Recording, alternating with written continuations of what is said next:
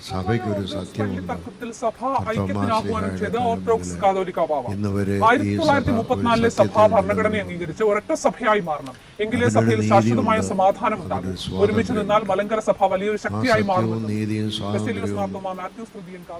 നിഷേധിക്കുവാൻ ആരെല്ലാം ശ്രമിച്ചാലും അവസാനം സത്യവും നീതിയും മലങ്കര സഭയുടേതാണ് എന്ന് പ്രഖ്യാപിക്കുവാൻ ഈ രാജ്യത്ത് നീതിന്യായ കോടതികളുണ്ട്.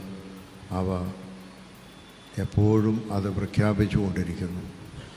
എങ്കിലും അത് ഉൾക്കൊള്ളുവാനായിട്ട് സാധ്യമല്ലാതെ ഇരുണ്ട മനസ്സുകളായി മാറുന്നത് നമുക്ക് മലങ്കര സഭാ മക്കൾക്ക് ഭൂഷണമല്ല. അങ്ങനെയുള്ള സഭാമക്കൾ ആ സത്യം തിരിച്ചറിഞ്ഞ് കുറവുകളും കുറ്റങ്ങളുമൊക്കെ ആർക്കും വരാം. അതൊക്കെ ഓരോ കാലഘട്ടത്തിൽ വൈകാരികമായ ചില അനുഭവങ്ങൾ കൂടി കടന്നു പോകാം. പക്ഷേ അതെല്ലാം തിരിച്ചറിഞ്ഞ് സമാധാനത്തിനും സന്തോഷത്തിനും സഭയുടെ ഐക്യതയ്ക്കും വേണ്ടി നിലകൊള്ളുവാൻ എല്ലാവരും തയ്യാറാകണം. അങ്ങനെയാണ് സഭയിൽ ശാശ്വതമായ സമാധാനം ഉണ്ടാകുന്നത്.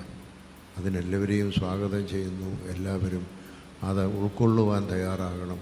അപ്രകാരമാണ് സഭയ്ക്ക് വളരുവാൻ സാധിക്കുന്നത്.